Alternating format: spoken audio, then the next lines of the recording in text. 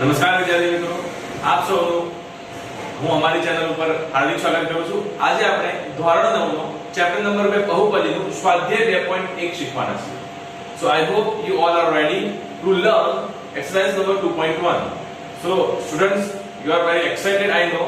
મને ખબર છે કે તમે ખૂબ જ ઉત્સાહી છો અહીંયા 2.1 શીખવા માટે। તો ચલો આપણે આપણો વિડિયો અહીંયા શરૂ કરીએ। તો હવે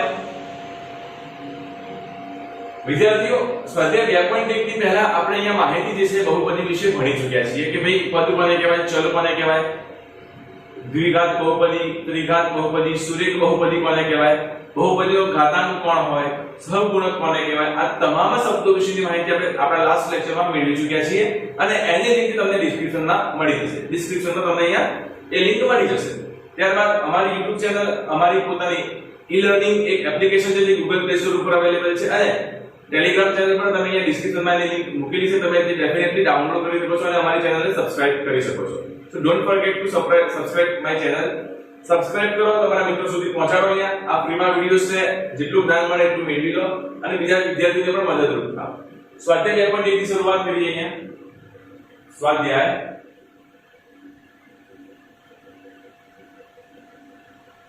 2.1 ની શરૂઆત કરીએ। અહીંયા આપણે તો સ્વાધ્યાય 2.1 માં ક્વેશ્ચન નંબર 1 જે છે એ શું છે અહીંયા કે તમને જે અભિવ્યક્તિઓ આપવામાં આવી છે, તમને જે બહુપદીઓ આપવામાં આવી છે તે બહુપદી એક ચલવાળી બહુપદી છે કે નથી।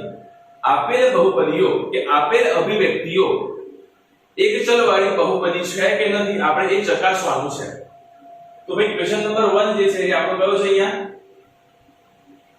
આપેલ અભિવ્યક્તિ અથવા તો બહુપદી, આપેલ અભિવ્યક્તિ એક ચલવાળી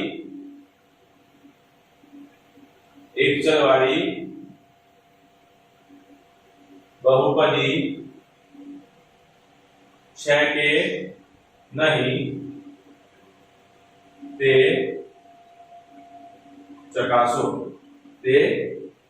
ચકાસો। તો હવે અહીંયા એક એક્ઝામ્પલ લઈએ આપણે। હું સ્વાધ્યાય 2.1 ને આધારિત તમામ દાખલાઓ કરાવીશ। સ્વાધ્યાય 2.1 જેથી કરીને તમે જાતે એ સ્વાધ્યાયમાં ગણી શકો। 4x² - 3x + 7 પહેલો ક્વેશ્ચન છે અહીંયા 4x² - 3x + 7। તો આ જે ક્વેશ્ચન જે છે તો આપેલ બહુપદી જે છે એ કયા પ્રકારની છે એ આપણે અહીંયા ચકાસવાનું રહેશે। તો જો આપેલ બહુપદીમાં એક જ ચલ સંખ્યા જોવા મળે છે અને એ ચલ સંખ્યા કઈ છે, only for x। તો આપણે તે ઉપરથી કહી શકીએ અને એનો ઘાતાંક પણ આપણે જોવો છો તો એ ઘાતાંક પણ આપણને કેવો મળે છે અહીંયા, મહત્તમ ઘાતાંક કહો કે પછી કોઈ પણ ઘાતાંક કહો તો એ ચલ સંખ્યામાં છે અને એક પૂર્ણ સંખ્યામાં છે। ઘાતાંક જે છે, આધાર જે છે એ ચલ સંખ્યા છે, એનો ઘાતાંક જે છે એ પૂર્ણ સંખ્યા છે। એટલા માટે આપણે એવું કહી શકીએ કે આપેલ બહુપદી એ એક ચલવાળી બહુપદી છે। આપેલ બહુપદી, આપણે એવું કહી શકીએ કે આપેલ બહુપદી એક ચલવાળી બહુપદી છે। આપેલ બહુપદી 4x² - 3x + 7 એ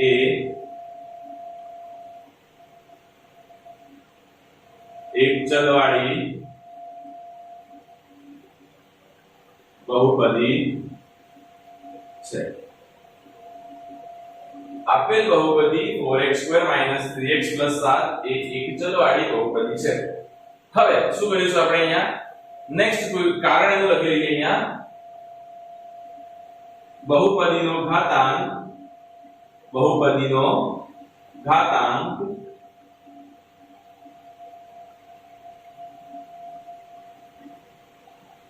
ચલ સંખ્યાનો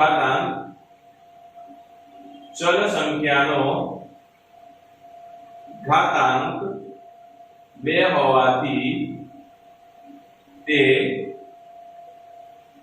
પૂર્ણ સંખ્યા પણ છે અને માટે આપણે એવું કહી શકીએ કે આ બહુપદી કેવી છે અહીંયા, એક ચલવાળી છે।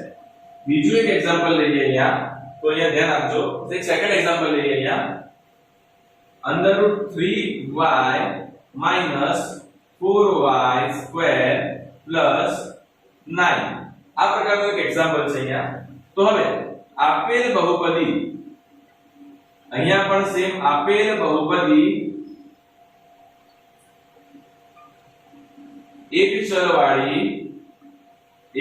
વાળી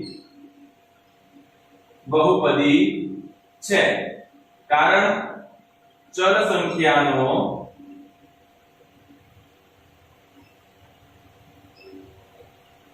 ઘાતાંક કેટલો છે અહીંયા 2 છે. ચલ સંખ્યાનો ઘાતાંક 2 છે. ચલ સંખ્યાનો ઘાતાંક કેટલો છે? 2 છે. માટે તે પૂર્ણ સંખ્યા છે. 2 છે માટે તે પૂર્ણ સંખ્યા છે. હવે અહીંયા બીજો એક અહીંયા આઈ હોપ કે તમને એ ડાઉટ્સ ક્લિયર થઈ ગયા હશે. બીજો એક એક્ઝામ્પલ લઈએ અહીંયા y plus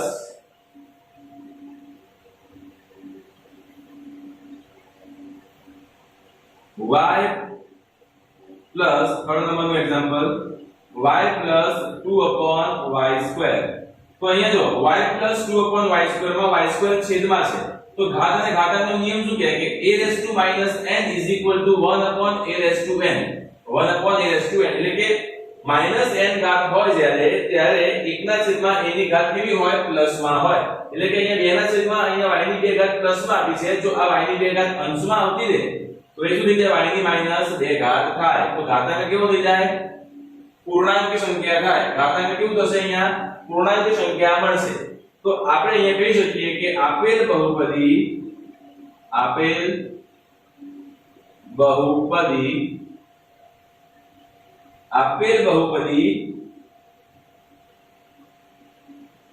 એક ચલ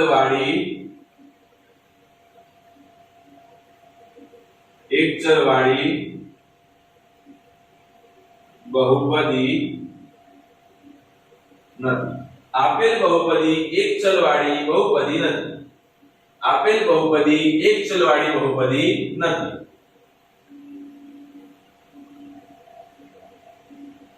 કેમ? કારણ શું છે એનું મેં તમને કીધું હમણાં. a ની -n ઘાત બરાબર 1/a ની n ઘાત.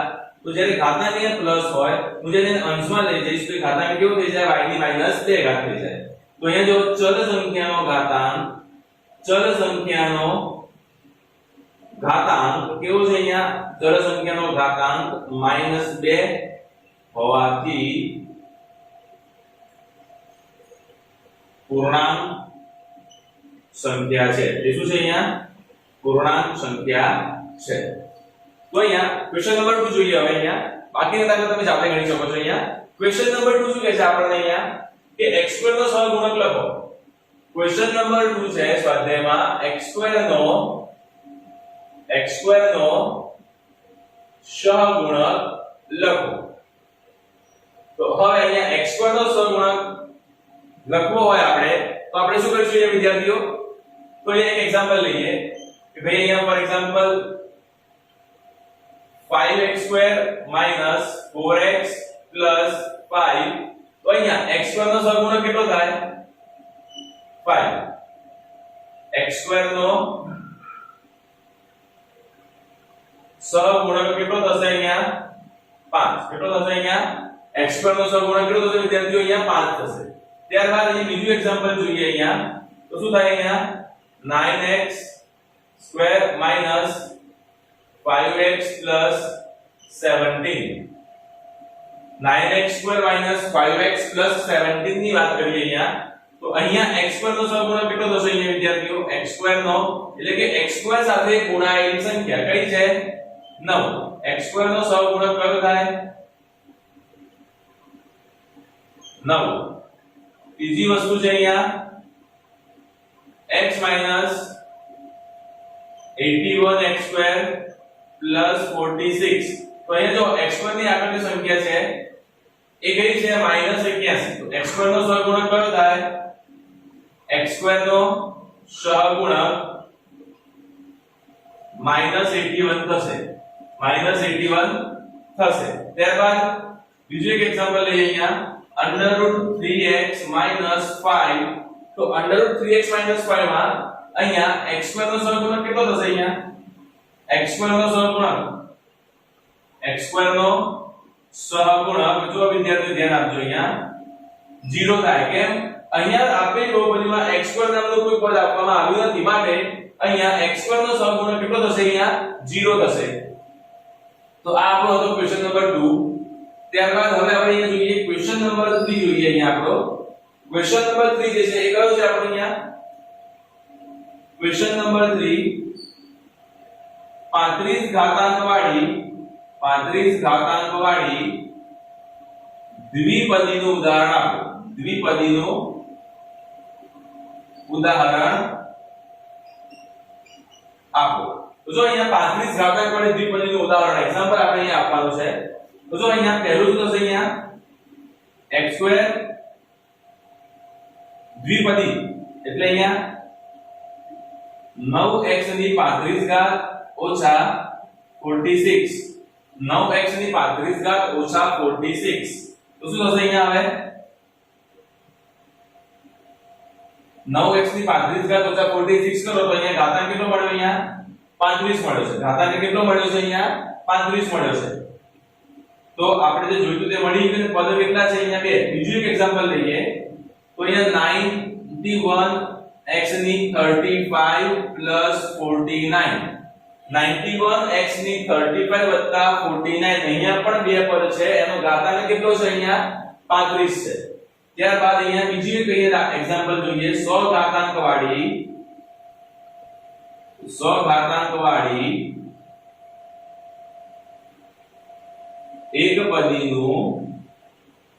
એકપદીનું